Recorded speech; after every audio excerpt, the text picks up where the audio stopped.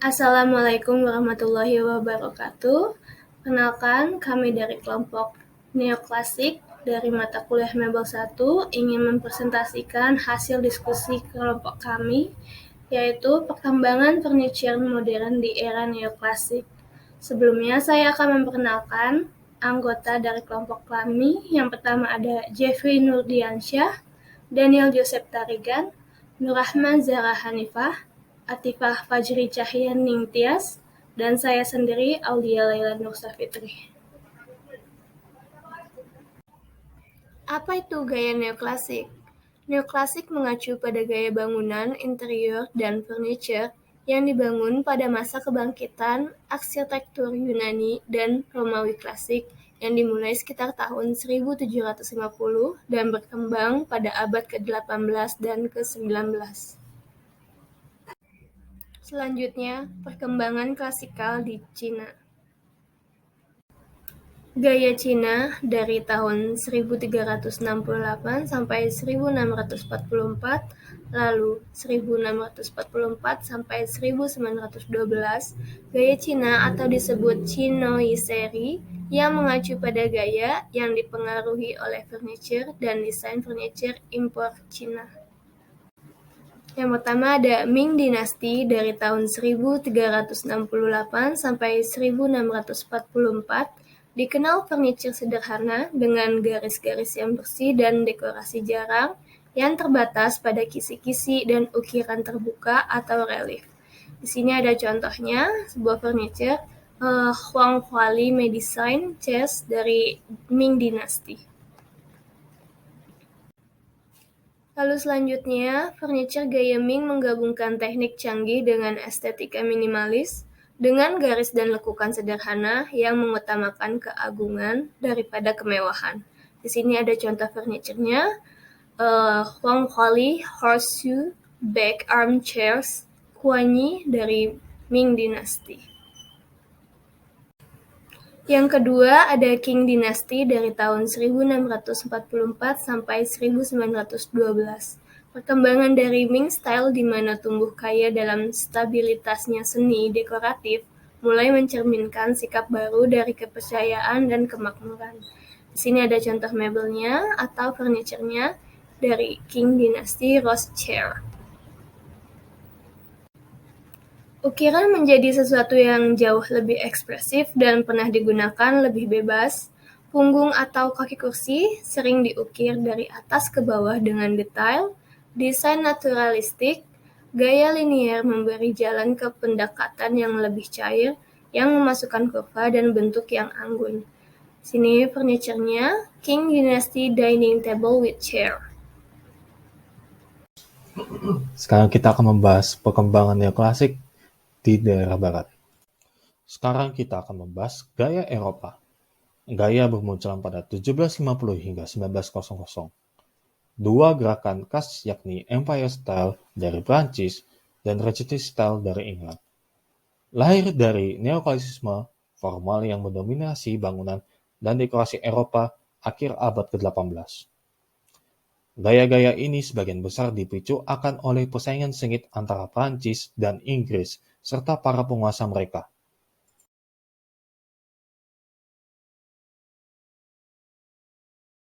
Di Prancis, sebuah gaya bernama Louis XVI bermulai dari tahun 1760 hingga 1800. Dalam furniture Louis XVI terdapat penekanan pada garis lurus dan sudut siku-siku, desain logis, gerakan tajam menjauh dari lekukan rokoko. Gaya furniture yang banyak menggunakan kolom bergalau, berukir, dan berbagai upaya neoklasik lainnya untuk meniru furnitur dan arsitektur Romawi dan Yunani. Gaya neoklasik Louis XVI juga sering diasosiasikan dengan gaya Etruscan yang dicirikan oleh percampuran yang cukup rumit pada pahatan seperti ornamen dan tunggangan logam yang keramik. Untuk penjelasan Britain akan saya jelaskan. Jadi pada gaya Britain pada awal George ketiga tahun 1760 hingga 1800, kunci gaya periode ini adalah neoklasik, yang sebagian besar diperkenalkan ke Inggris oleh James Stewart dan Robert Adam pada tahun 1760-an. Awalnya dekorasi neoklasik diaplikasikan pada furnitur rokoko, namun saat ini mulai menunjukkan pengaruhnya dari neoklasisme dan menjadi lebih halus dan berbentuk persegi, dengan garis simetris dan mengurangi lengkungan. Sekitar tahun 1765, gaya rokoko mulai memudar dan motif dekorasi khasnya seperti ukiran dedaunan dan sea scroll menjadi ketinggalan zaman. Perubahan yang menonjol pada neoklasik yakni perubahan pada gerakan yang mengenakan desain yang lebih simetris. Kemudian pada gaya Britain pada akhir George ketiga, pada tahun 1770, gaya neoklasik segera menjadi favorit di lingkungan mode. Namun gaya rokoko masih hidup berdampingan dengan desain neoklasik selama beberapa tahun. Furnitur dari era ini sering memiliki unsur dari kedua gaya tersebut, dan pengaruh Prancis dan rasa gotik masih bisa terasa pada beberapa bagian furnitur. Banyak pengrajin kabinet penting bekerja pada gaya neoklasik, termasuk George Sardon, Ince Mayhew, dan George Linnen. Mereka bekerja sama dengan banyak pengrajin, menunjukkan betapa pentingnya keeksotisan hutan dan Marquardt di furnitur George ketiga. Kemudian menjelang akhir abad ke-18, gaya menjadi lebih simpel, serta penggunaan Marquardt dan inlay menurun. Meskipun Inggris berperang dengan Prancis, gaya Inggris dipengaruhi oleh selera Prancis untuk furnitur yang lebih sederhana dengan penggunaan vinil yang dirancang dengan lebih baik, serta perubahan bentuknya menjadi lebih halus. Gaya Amerika. Gaya Amerika berawal dari tahun 1760 dan berakhir pada tahun 1800. Tidak lama setelah Kongres Amerika menandatangani Deklarasi Kemerdekaan pada 4 Juli tahun 1776, Perang Revolusi mulai gencar. Sementara Inggris menganut neoklasik Robert Adam adalah pembuat kabinet Amerika yang mengembangkan furnitur bergaya Chippendale selama 30 tahun terakhir. New form atau bentuk baru itu muncul seiring Amerika menjadi lebih makmur, sehingga variasi furnitur semakin meningkat. Tempat lilin tradisional, meja saji, dan meja makan bergabung dengan tembok table, set table, dan beer table. Furnitur dibuat di New England melalui New York dan Philadelphia ke Amerika bagian selatan. Meja rias itu mulai gencar digunakan, terutama di Maryland, New York, Philadelphia, dan Salem. Di daerah Baltimore, Newport, Salem, dan New York, furnitur itu umumnya terbuat dari kayu mahoni. Tetapi di wilayah Boston, kayu maple itu lebih disukai. Fitur dekoratif. Tekstur kayu sering menjadi satu-satunya bentuk dekorasi, tetapi beberapa bagian diukir dengan relief rendah dan di-finishing dengan veneer ataupun cat. Hiasan ukiran pun terbatas pada desain yang berkembang pada tahun-tahun awal periode tersebut. Motif populer yang terinspirasi oleh zaman kuno termasuk petera, bunga lonceng, petir, berkas gandum, dan vas bunga. Banyak perabot dari periode ini diukir atau dihiasi dengan simbol patriotik, termasuk elang Amerika. Nah, elang Amerika ini menyimbolkan persatuan federal. Negara Amerika Selatan. Awalnya itu dipengaruhi oleh Eropa. Perdagangan yang sukses dengan Eropa itu memungkinkan pedagang dan pekebun lokal itu tuh menjalani kehidupan elit dan canggih mengikuti mode London. Akibat mengunjungi dan mengimpor barang-barang Eropa, terutama ke Inggris, mereka tuh ingin memberikan nuansa Inggris pada rumahnya. Mereka yang tidak mengimpor desain furnitur London itu membuatnya secara lokal di beberapa pengrajin. Dulu mereka tuh menganggap bahwa furnitur selatan yang bagus itu tuh berasal dari Inggris. Setelah perang, furnitur selatan mulai dipengaruhi oleh furnitur dari New York dan New England, sehingga banyak kursi neoklasik selatan sangat mirip dengan kursi New York pada periode yang sama. Meja makan biasanya lebih sederhana dengan desain mengikuti gaya Inggris. Meja sudut dan meja kecil lainnya digunakan untuk makan, minum teh, menulis, bermain game, dan menjahit. Di luar kota-kota besar, orang cenderung mempertahankan gaya furnitur Inggris yang lama, sehingga pengrajin pedesaan tidak mempelajari keterampilan neoklasik baru seperti pembuatan tatahan dan pemotongan vinil. Namun, seiring dengan bertambahnya jumlah pembuat furnitur di kota-kota, persaingan sering memaksa beberapa dari mereka keluar ke pedesaan. Akibatnya, keterampilan mereka secara bertahap itu menyebar keluar. Halo, nama saya Jeffrey.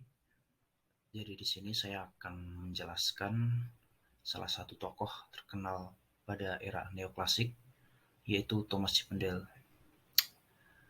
Thomas Chippendale merupakan salah satu desainer yang paling terkenal pada masanya. Desain terkenalnya yaitu gaya Chippendale yang pertama kali dikenalkan di Inggris, sangat berpengaruh terhadap perkembangan desain di dunia, khususnya di Amerika, yang kemudian ditiru secara massal. Berikut adalah timeline mengenai perjalanan hidup seorang Thomas Chippendale. Thomas Chippendale lahir pada tahun 1718, lahir di keluarga pengrajin kayu yang bertempatkan di Yorkshire, England. Kemudian pada tahun 1748, ia menikah dan mapan sebagai pembuat kabinet di London. Kemudian pada tahun 1753, Chippendale dan rekan bisnisnya yang bernama James Rennie menyewa 3 gedung di St. Martin's Lane di London. Bangunan ini kemudian ditempati oleh Chippendale dan anaknya selama 60 tahun. Kemudian pada tahun 1754, Chippendale merilis buku The Director, edisi pertama yang berisi koleksi desainnya yang terkenal dan sangat berpengaruh. Kemudian pada tahun 1755 terjadi kebakaran di gudang Chippendale. Namun ia tidak menyerah dan pada tahun yang sama ia mengiklankan perdagangannya sebagai pembuat kabinet dan tukang gambar. Kemudian pada tahun 1766 dia sukses dan berhasil mempekerjakan kurang lebih 50 pengrajin profesional di tempat kerjanya. Kemudian pada tahun 1769, ia gagal mengimpor bingkai kursi setengah jadi dari Prancis, dan kemudian yang terakhir, pada tahun 1779, ia wafat meninggalkan dunia. Kemudian beralih pada karakteristik furnitur yang dibuat oleh Thomas Chippendale pada era neoklasik. Yang pertama, sandaran dari kursi ini berukir dan berlubang di bagian dalamnya. Bisa teman-teman lihat pada contohnya di samping adalah George III dining chair. Kemudian list atas atau bagian atas kursi yang berbentuk serpentin. Serpentin di sini adalah menyerupai bentuk ular yang berkelok-kelok. Kemudian setelah itu adalah kaki. Kaki pada kursi ini berbentuk cabriolet. Cabriolet di sini adalah berbentuk seperti kaki binatang yang atasnya cembung, kemudian di bawahnya cekung, dan di bagian alas kakinya mempunyai bentuk yang bulat dan disertai dengan cakar yang kecil. Kemudian setelah itu adalah umumnya furnitur buatan Thomas Chippendale ini menggunakan kayu jenis mahoni, kenari, dan cherry. Pemilihan kayu jenis ini bukan tanpa alasan, namun karena untuk membuat detail-detail pada sandarannya yang memiliki ornamen-ornamen yang sangat rumit. Kemudian namun ketika sudah menjadi populer, pemilihan kayu tersebut diganti dengan kayu maple, yang dimana bertujuan untuk mengurangi biaya produksi dan untuk mempertahankan bentuk-bentuk dari ornamennya. Demikian presentasi dari kelompok Neoclassical Desain Mebel 1, Desain Interior ISI Yogyakarta. Kami mengucapkan terima kasih yang sebesar-besarnya karena telah menyimak video presentasi kami dari awal hingga selesai. Terima kasih banyak. Sekian.